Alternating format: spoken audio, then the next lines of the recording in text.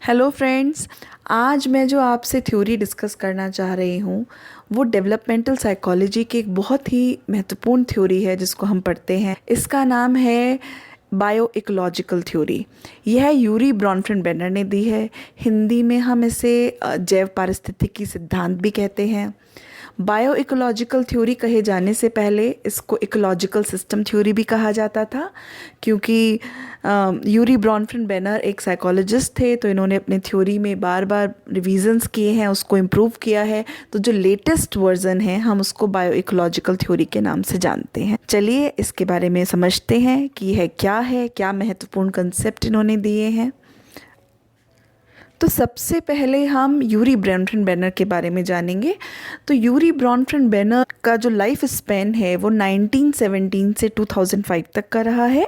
यह एक American psychologist थे और इन्होंने ह्यूमन डेवलपमेंट को इन्फ्लुएंस करने के लिए एनवायरनमेंट के 5 लेवल्स के ऊपर बात की है। इन्होंने एनवायरमेंटल इन्फ्लुएंसर्स की बात की है बेसिकली।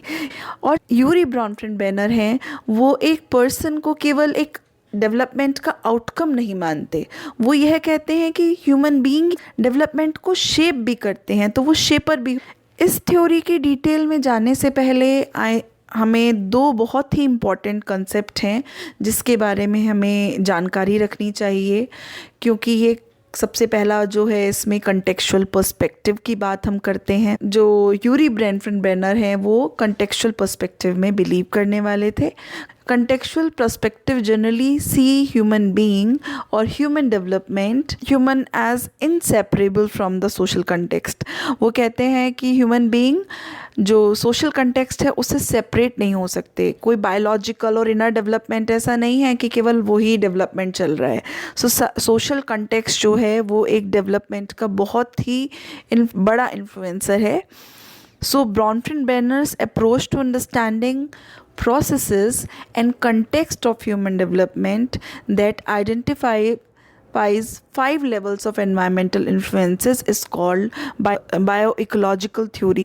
चलिए आगे बढ़ते हैं और समझते हैं कि ब्रॉनफ्रेंड-बेनर ने किस तरीके से एनवायरनमेंट को ह्यूमन डेवलपमेंट के पर्सपेक्टिव से रिलेट किया है, कैसे उसका इन्फ्लुएंस समझने की कोशिश की है।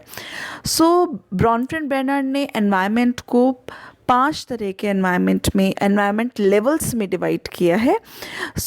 There are 5 levels of environmental influence on the individual, from the most intimidate जिसको हम बोलते हैं micro system to the broadest जिसको हम बोलते हैं chrono system. So there are 5 जैसा कि आप देख पा रहे हैं। तो the first level is micro system, the second one is meso system, third is exo system, the next one is macro system and the last one is called chrono system। जो micro system है उसके बारे में बात करते हैं। Micro system जो है वो हमारे जो एवरीडे एनवायरनमेंट है उसको दिखलाता है, उसके जो इन्फ्लुएंसर्स होते हैं उसका क्या इम्पैक्ट पड़ता है ह्यूमन डेवलपमेंट या चाइल्ड डेवलपमेंट पे। तो हमारा जो होम है, स्कूल है, वर्क है, नेबरहुड है, या हमारी जो फेस टू फेस रिलेशनशिप है स्पाउस के साथ, चिल्ड्रन के साथ, पेरेंट्स के साथ, या फिर फ्रेंड्स के साथ, या फिर जो हमारे क्लासमेट्स हैं, टीचर्स हैं, एम्प्लॉयज़ हैं या कलीग्स हैं, वो सब इस सिस्टम के अंतर्गत आते हैं। सो बेसिकली जो एक न्यूबॉर्न बेबी है वो किस तरीके से अपने पेरेंट्स की लाइफ्स को अफेक्ट करता है, तो इस तरह की जो बातें हैं वो हम माइक्रो सिस्टम के अंतर्गत समझते हैं। यहाँ पर एक और बात मैं आपसे कहना चाहती थी, क्योंकि मैंने बीच में जो सिस्टम सबसे पहले बात की है वो डेवलपिंग चाइल्ड की है। तो यहाँ पर हम जब माइक्रो सिस्टम की बात कर रहे हैं तो माइक्रो सिस्टम बहुत ही इम्पॉर्टेंट हो जाता है किसी भी चाइल्ड की ग्रोथ, उसकी हेल्थ, उसकी एबिलिटीज़ के डेवलपमेंट के लिए, कि ये फाउंडेशन ईयर्स होते हैं। तो जो आपका माइक्रो सिस्टम होगा, जिस तरीके से घर का वातावरण होगा, उसी का इम्पैक्ट पॉजिटिव या नेगेटिव बच्चे की पर्सनालिटी पर और उसके डेवलपमेंट पे पड़ता है। यहाँ पे हम डेवलपमेंट की बात कर रहे हैं क्योंकि यूरी ब्रॉनफ्रेंड-बेनर हैं, डेवलपमेंट के इन्फ्लुएंसर्स की बात करते हैं, एनवायरमेंटल इन्फ्लुएंसर्स की बात करते हैं। जो सेकंड नंबर का सिस्टम है जिसको हम बोलते हैं meso system. Meso system is basically is the interlocking of various microsystems।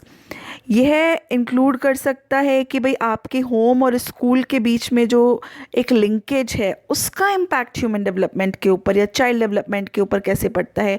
जैसे कि अगर मैं आपको एग्जाम से कि पेरेंट्स और टीचर की जो कॉन्फ्रेंस होती है उसका इम्पैक्ट बच्चे के ऊपर क्या पड़ता है, इनके इंटरेक्शन का क्या इम्पैक्ट होता है, या फिर फैमिली और जो पीयर ग्रुप होते हैं उनका क्या इम्पैक्ट होता है, उनकी जो इंटरलिंकेजेस होता है उसका क्या डेवलपमेंट बच्चे के ऊपर पड़ता है।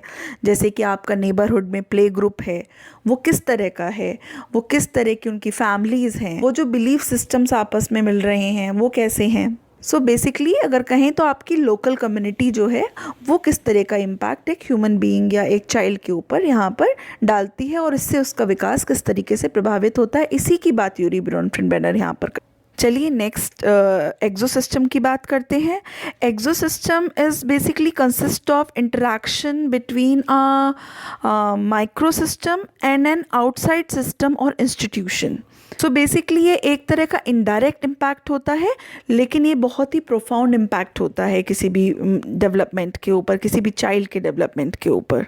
अगर हम एक्सोसिस्टम की बात करते हैं तो एक्सोसिस्टम में क्या आता है ये जानना बहुत आवश्यक हो जाता है। एक्सोसिस्टम में पेरेंट्स के फ्रेंड्स, उनका work place, educational system, community and government agencies, transit system, shopping centres, mass media, religious hierarchy, ये सब मिलकर एक्सोसिस्टम को बनाते हैं। और जब यह एक्सोसिस्टम माइक्रो सिस्टम के साथ इंटरैक्ट करता है तो इसका इम्पैक्ट बच्चे के डेवलपमेंट पर देखने को मिलता है। अगर मैं यहाँ पर एग्जांपल दूँ तो समझिए कि जो डिफरेंट कंट्रीज़ होती हैं उनकी डिफरेंट पॉलिसीज़ होती हैं कि मदर और फादर को किस तरह की मैटरनल या पैटर्नल लीव प्रोवाइड कराई जाए, किस तरह का अकोमोडेशन उनको दिया जाए जो न्यू पेरेंट्स बने हैं।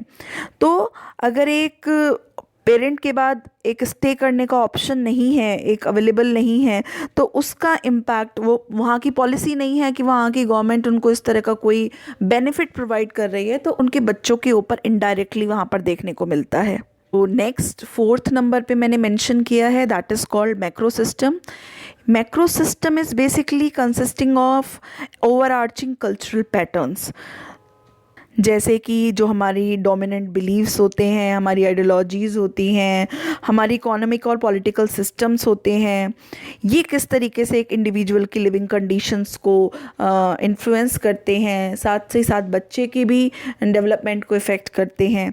बेसिकली कि एक पर्सन किस तरह की कंट्री में रह रहा है, क्या वो कैपिटलिस्ट कंट्री में रहता है या एक सोशलिस्ट सोसाइटी में वहाँ पे निवास करता है, इन सब का ये जो बेसिकली मैक्रो सिस्टम है इसका इन्फ्लुएंस भी बच्चों के माइक्रो सिस्टम को इन्फ्लुएंस करता है। सो ये बेसिकली मैक्रो सिस्टम होता है। जो लास्ट सिस्टम है जो यहाँ पे मेंशन है which we call chrono system. Chrono system basically adds the dimension of time. Basically time किस तरीके से कि क्या चेंजेस हो रहे हैं टाइम में, किस तरह की कॉन्स्टेंसी बनी रह रही है किसी के पर्सन के एनवायरनमेंट में। सो किस तरीके से टाइम वर्क करता है, जैसे कि फैमिली की जो कॉम्पोजिशन है वो एक टाइम के बाद किस तरीके से चेंज होती है, जो उनका प्लेस ऑफ रेजिडेंस है वो क्या चेंज होता है या फिर वो उसी जगह वहाँ निवास करते हैं, पेरेंट्स के एम्प्लॉयमेंट में कुछ चेंजेस देखने को मिलते हैं क्या, या फिर कुछ लार्जर इवेंट्स जो होते हैं वो किस तरीके से किसी पर्सन के डेवलपमेंट को इम्पैक्ट कर सकते हैं, किसी चाइल्ड के डेवलपमेंट को इम्पैक्ट कर सकते हैं, जैसे कि वॉर्स की कंडीशन या कुछ पॉलिटिकल आइडियोलॉजीज़ की कंडीशन या कुछ इकोनॉमिक साइकिल्स में कुछ उतार या चढ़ाव आना। तो यह सब मैक्रो सिस्टम के बाद आने वाले सिस्टम जिसको हम क्रोनो सिस्टम कहते हैं, this is the last system, उसके अंतर्गत इसको स्टडी किया जाता है। यह लास्ट लेवल यूरी ब्रॉनफ्रेंड अपनी स्टडी में बताते हैं। सो यूरी ब्रॉनफ्रेंड का ये जो थ्योरी है, ये जो सिद्धांत है, हमें ये इंडिविजुअल को उसकी फैमिली के भी बियॉन्ड जाके जो वैरायटी ऑफ इन्फ्लुएंसेस पड़ते हैं, जो मल्टी लेयर एनवायरमेंटल सिस्टम्स हैं वो कैसे अप्रोच करते हैं, किस तरीके से वर्क करते हैं, किस तरीके से इन्फ्लुएंस डालते हैं एक इंडिविजुअल की लाइफ में, एक चाइल्ड की लाइफ में, उसके बारे में बताते हैं, जिसको हम बोल देते हैं कंटेक्चुअल पर्सपेक्टिव से हम समझने की कोशिश करते हैं यहाँ पर। इस थ्योरी को चाइल्ड डेवलपमेंट के पर्सपेक्टिव से समझने में यह भी एक बहुत ही इम्पॉर्टेंट बात है कि यह लोगों की डाइवर्सिटी के बारे में भी इंडिकेट करती है कि किस तरह के इंडिविजुअल डिफरेंसेस हो सकते हैं, किस तरह के डिफरेंसेस हो सकते हैं, किस तरह की डाइवर्सिटी एक कल्चर से दूसरे कल्चर में देखने को मिल सकती है, बल्कि एक पर्सन से दूसरे पर्सन की लाइफ किस तरीके से डिफ़र कर सकती है, क्या रीजंस हैं, क्या सिचुएशंस हैं जो वहाँ पर इंटरलॉक करती हैं और उस पर्सन के डेवलपमेंट को एक पर्टिकुलर पैटर्न में आगे लेके जाती हैं। यूरी ब्रॉनफ्रेंड-बेनर की थ्योरी हमें ये समझाने में मदद करती है। यूरी ब्रॉनफ्रेंड-बेनर की थ्योरी की जो एप्लीकेशन है, अगर हम उसको समझने की कोशिश करें तो चाइल्ड डेवलपमेंट के पर्सपेक्टिव से ये बहुत ही इम्पॉर्टेंट थ्योरी है, क्योंकि ये different multi layer environmental systems के इंटरेक्शन की और इन्फ्लुएंस की बात करती है। एक तरीके से ये होलिस्टिक डेवलपमेंट की बात करती है। ये केवल लिमिटेड चाइल्ड डेवलपमेंट पे नहीं है, जबकि फोकस करती है कि चाइल्ड डेवलपमेंट या माइक्रो सिस्टम जो है वो बहुत ही इम्पॉर्टेंट आस्पेक्ट है किसी भी पर्सन के डेवलपमेंट के लिए। लेकिन अगर हम क्लासरूम एप्लीकेशन की बात करें तो यहाँ पर होलिस्टिक डेवलपमेंट के लिए सबसे पहले यह जो थ्योरी है, इसकी जो मैं कैरेक्टरिस्टिक बोलूँगी वो ये है, एक अच्छी बात यह है कि ये कम्युनिकेशन का एक तरीके से मौका प्रोवाइड कराती है। अगर हम पेरेंट्स टीचर के इंटरेक्शन की बात करें तो पेरेंट टीचर का जो इंटरेक्शन है उन्हें बच्चों के डेवलपमेंट के बारे में दोनों को पता चलता है। It is a kind of reciprocal interaction between the teacher and parents, so that they can know about what the child is going through on, what kind of resources and facility the person is having in the home.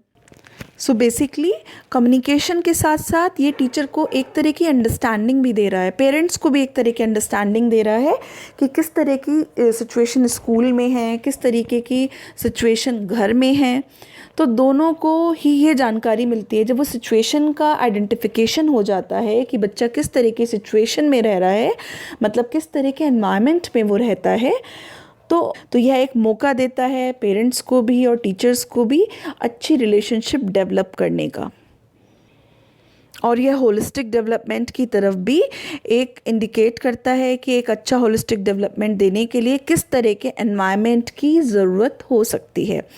अगर मैं यहाँ पर और आपको example देने की कोशिश करूँ, मैंने मेंशन भी किया है कि अगर हम एक पर्सन जो कि सोशली आइसोलेटेड है, वो सोशली आइसोलेटेड है क्योंकि उसका जो बच्चा है वो स्पेशल नीड ग्रुप से बिलोंग करता है, तो इसी की वजह से वो किसी से अपनी प्रॉब्लम्स को शेयर नहीं कर पाता है। लेकिन अगर वो उन प्रॉब्लम्स को एक पेरेंटिंग ग्रुप के साथ मिलकर डिस्कस करता है और तो वो अपने डिस्ट्रेस को वहाँ पे रिलीव कर पाता है, साथ ही साथ नई जानकारी भी उसको उपलब्ध हो सकती है कि किस तरह की स्ट्रैटेजीज उस पर्सन को लेनी चाहिए, किस तरह की इंटरवेंशन उसको लेनी चाहिए अपने बच्चे की केयर में, और कहाँ पे क्या फैसिलिटी अवेलेबल है, किस तरीके से वो सपोर्ट कर सकता है, तो यहाँ पर उसको हेल्प मिलती है।